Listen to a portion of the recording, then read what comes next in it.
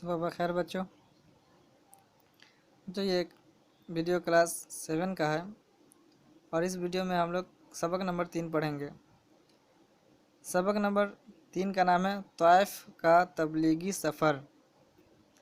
طائف کا تبلیغی سفر. تبلیغی سفر یعنی کوئی چیز کو پرچار کرنا ہے نا، سفر. طائف کا تبلیغی سفر نبی پاک محمد صلی اللہ تعالی علیہ وسلم کی حیات طیبہ کا ایک اہم واقعہ ہے، یعنی ان کی زندگی کا، پاک زندگی کا ایک اہم گھٹنا ہے جو طائف کا تبلیغی سفر شروع کیے تھے، تو اس وقت کی یہ واقعہ ہے. یہ کافران عرب کی جہالت اور بدتمیزی کا آئینہ تھا، اور اللہ کے پیارے رسول محمد رسول اللہ صلی اللہ علیہ وسلم کے صبر و استقلال کا امتحان تھا. یہ واقعہ یہ ظاہر کرتا ہے کہ پیغمبر اسلام صلی اللہ علیہ وسلم نے تبلیغ اسلام کے لیے کتنی صعوبتیں یعنی مصیبتیں، تکلیفیں برداشت کیں، لیکن تمام طرح کے تکلیفیں سہ کر اس فرض اور ذمہ داری کو پایا تکمیل تک پہنچایا جو ذمہ داری خالق کائنات یعنی پورے دنیا کو پالنے والا خالق کائنات نے آپ صلی اللہ علیہ وسلم کے سپرد کی تھی. انہوں نے اسلام مذہب کو پھیلانے کے لیے بہت ساری تکلیفیں جھیلی. جب اللہ تعالیٰ نے محمد صلی اللہ علیہ وسلم کو اپنا رسول پیغمبر نہیں بنایا تھا، تب بھی آپ صلی اللہ علیہ وسلم کا دل بت پرستی اور مکہ کی بیہودہ رسم و رواج کو قبول نہیں کرتا تھا. جب ہمارے نبی صلی اللہ علیہ وسلم کو رسول نہیں بنایا گیا تھا، تب بھی وہ بت پرستی یعنی مورتیوں کو پوجا نہیں کرتے تھے. اللہ تعالیٰ نے آپ صلی اللہ علیہ وسلم کو پیدائش سے ہی نیک سیرت عطا فرمائی. اللہ تعالیٰ نے نبی کو پیدائشی نیک سیرت عطا فرمائی یعنی اچھی سیرت.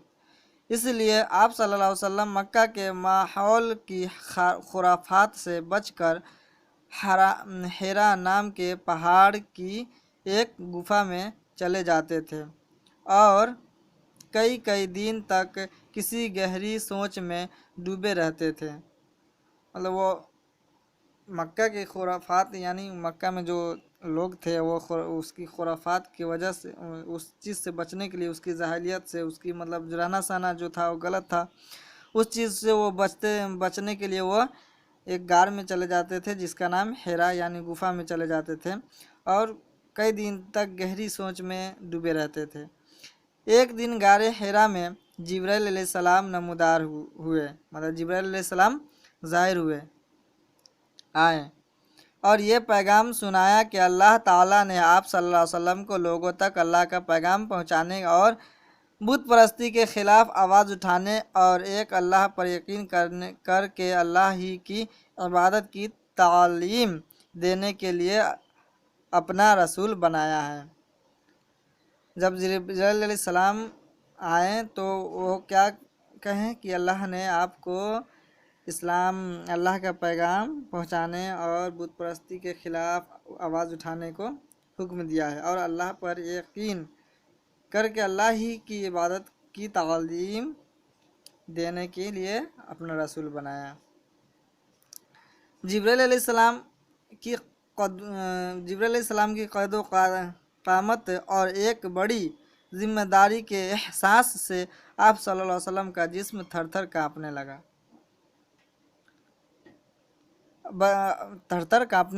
بخار کی حالت میں آپ صلی اللہ علیہ وسلم گھر آئے اور کمبل اوڑھ کر لیٹ گئے.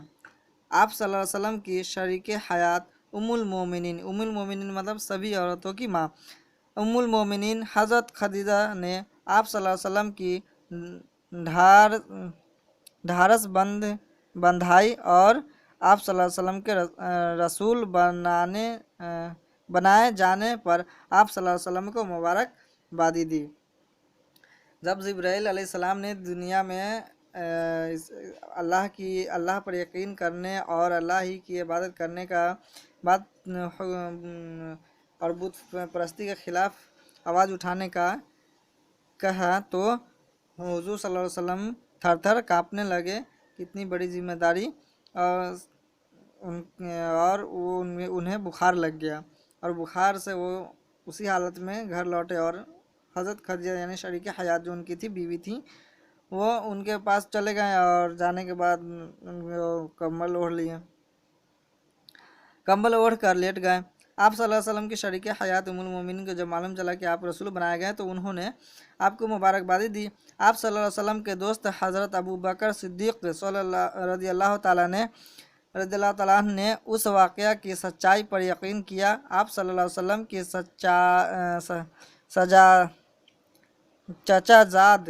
चचाजाद भाई यानी चचेरा भाई है ना, चचाजाद भाई हज़रत अली और मुँह बोले बेटे हज़रत जैद ने भी हज़रत मोहम्मद रसूलुल्लाह सल्लल्लाहु अलैहि वसल्लम के रसूल बनाए जाने और अल्लाह के एक होने पर यकीन किया।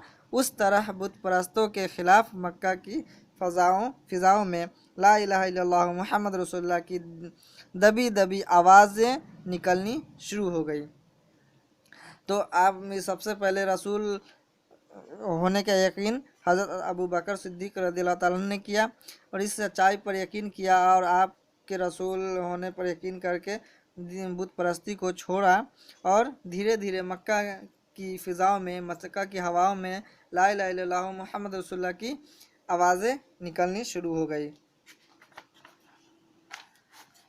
जब ये आवाज़ मक्का के सरदार और बुत खानों के मुजावरों तक पहुंची तो उस नए मुजावर यानी उसे देख रेख करने वाला है ना, मुजावर का मतलब देख रेख करने वाला।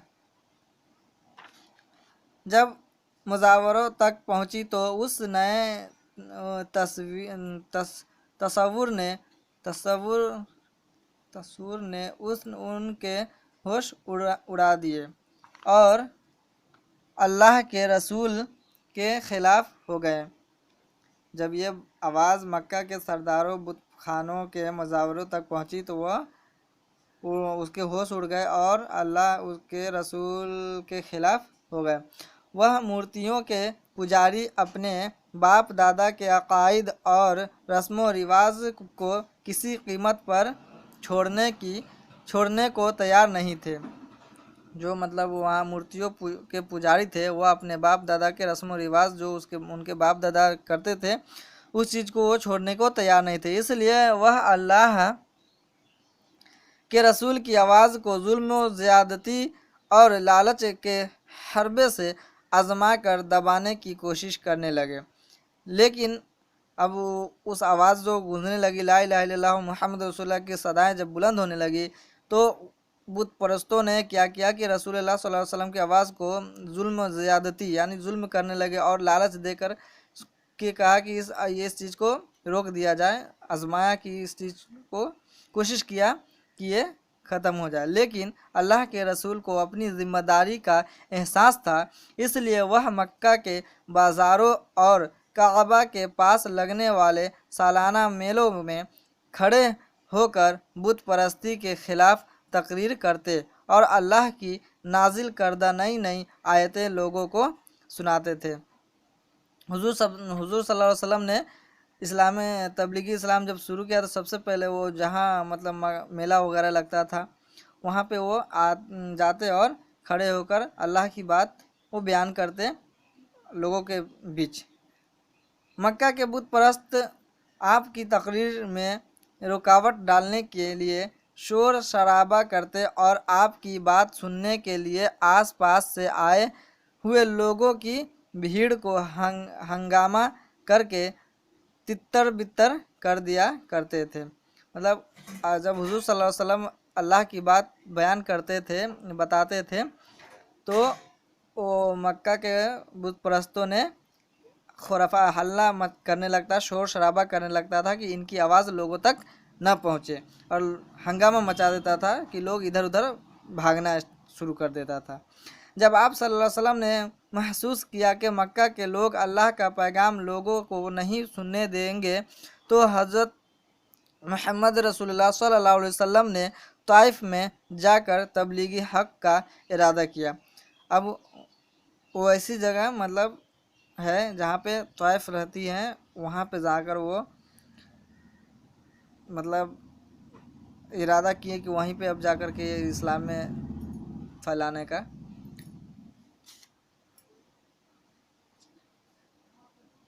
तबलीग हक का इरादा किया और एक दिन अपने गुलाम जैद बिन हारसा के साथ ताइफ चले गए। ताइफ आप जानते ही होंगे कि ताइफ कैसी जगह होती है। ताइफ मक्का से तकरीबन ताइफ मक्का से तकरीबन 52 है ना 52 किलोमीटर दूर एक खुशहाल शहर था जो एक पहाड़ी पर आबाद था। यहाँ सब्जियों के खेत और फलों के बाग थे। यहाँ के लोग भी खुशहाल थे। जब ताइफ जाकर आप सल्लल्लाहु अलैहि वसल्लम ने वहाँ के लोगों को एक अल्लाह पर यकीन करने, बुत परस्ती छोड़कर अल्लाह की इबादत करने और अल्लाह की तरफ से नाजिल होने वाली वही में दी हुई नसीहतों पर अमल करने की बात की तो ताइफ के लोगों ने आप सल्लल्लाहु अलैहि वसल्लम की मजाक उड़ाना शुरू कर दिया। जब हुजूर सल्लल्लाहु अलैहि वसल्लम अल्लाह की बात बताना शुरू किया, बताते वही जो अल्लाह की तरफ से आता था और हुजूर सल्लल्लाहु अलैहि वसल्लम लोगों को बताते हैं, तो ताइफ के लोगों ने क्या किया, उनका मजाक उड़ाना शुरू कर दिया। किसी ने आप सल्लल्लाहु अलैहि वसल्लम की बातें ध्यान से नहीं सुने। आप सल्लल्लाहु अलैहि वसल्लम को दीवाना कहकर हुजूर सल्लल्लाहु अलैहि वसल्लम के पीछे अवबाश लड़कों को लगा दिया जो रास्ते के दोनों तरफ खड़े हो जाते और हुजूर सल्लल्लाहु अलैहि वसल्लम के जिस्म मुबारक पर कंकर और पत्थर मारते। मतलब उन्हें दीवाना करार दे दिया, यानी पागल दीवाना करार दे दिया। और लोगों के जो बीच का अवबाश लड़के जो थे, छोटे छोटे होते नहीं हैं जो मजाक उड़ाता है, वो क्या किया, हुजूर सल्लल्लाहु अलैहि वसल्लम को कंकर पत्थर मारते रहे, जिससे आपकी एड़ियों पर इतने जख्म आए कि दोनों जूते खून में तरबतर हो गए। ज़ैनब हारथा आपको बचाने की कोशिश में खुद भी ज़ख्मी हो गए। ये शहदे 3 मील दूर तक शोर मचाते, पत्थर मारते, तालियां पीटते आपको बस्ती से बाहर भगाते रहे। आखिरकार एक अंगूर का बाग रास्ता में आ गया और आपने उस बाग में पनाह ली। ये बाग उतबा और शैबा का था। शहदे यहाँ से वापस चले गए और उतबा और शैबा ने जब आपको उस हालत जार में देखा तो अपने एक ईसाई गुलाम को, जिसका नाम मदास था, बुलाकर कहा, कुछ अंगूर सामने बैठे हुए शख्स को दे आओ। जो अंगूर का बाग था वो किसका था? उतबा और शैबा का था। और वह हुजूर सल्लल्लाहु अलैहि वसल्लम को उस हालत में देखकर उसने अपने गुलाम को हुक्म दिया कि कुछ अंगूर उस बैठे हुए शख्स को दे आओ। यहाँ अल्लाह ताला ने एक फ़रिश्ते को भेजा। फ़रिश्ते ने आप सल्लल्लाहु अलैहि वसल्लम से कहा, अल्लाह ताला फरमाता है कि अगर आप सल्लल्लाहु अलैहि वसल्लम कहीं तो ताइफ के लोगों को पहाड़ों के बीच में कुचल कर निस्त नाबूद कर दिया जाए।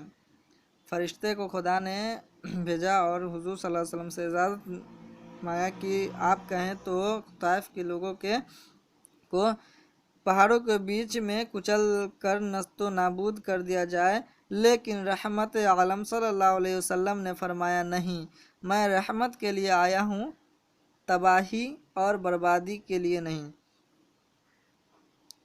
हो सकता है कि उनकी नस्ल में से अल्लाह के पैगाम पर अमल करने वाले नेक बंदे पैदा हो। ये कहकर आप सल्लल्लाहु अलैहि वसल्लम ने अल्लाह ताला से दुआ की कि आए अल्लाह, उनको हिदायत दे, उनकी गुस्ताखी को माफ़ फरमा, ये लोग मुझे जानते नहीं हैं। इतने तकलीफ़ होने के बावजूद, इतने मुसीबत सहने के बावजूद भी हुजूर सल्लल्लाहु अलैहि वसल्लम अपनी रहमत से पीछे नहीं हटे और लोगों पर अपनी रहमत बरसाते रहें। हुजूर सल्लल्लाहु अलैहि वसल्लम इस्लाम को फैलाने के लिए इतनी तकलीफ़ें उठाईं और आज हम लोग अपने मज़हब इस्लाम को इतने पीछे छोड़ चुके हैं कि पलट कर भी देखें तो नज़र नहीं आती है। उन्होंने इतनी मुसीबतें झेलने के बाद भी खुदा ने उनसे इजाज़त ली कि आप कहें तो इन लोगों को पहाड़ों के बीच कुचल दिया जाए, फिर भी अल्लाह के रसूल ने इस चीज़ को इजाज़त नहीं दिया। आज हम अपने इस्लामी मज़हब से इतने पीछे हो चुके हैं, दूर हो चुके हैं कि आज हम इस बुराइयां में ढल चुके हैं, हर चारों तरफ हम बुराइयों में फंस चुके हैं।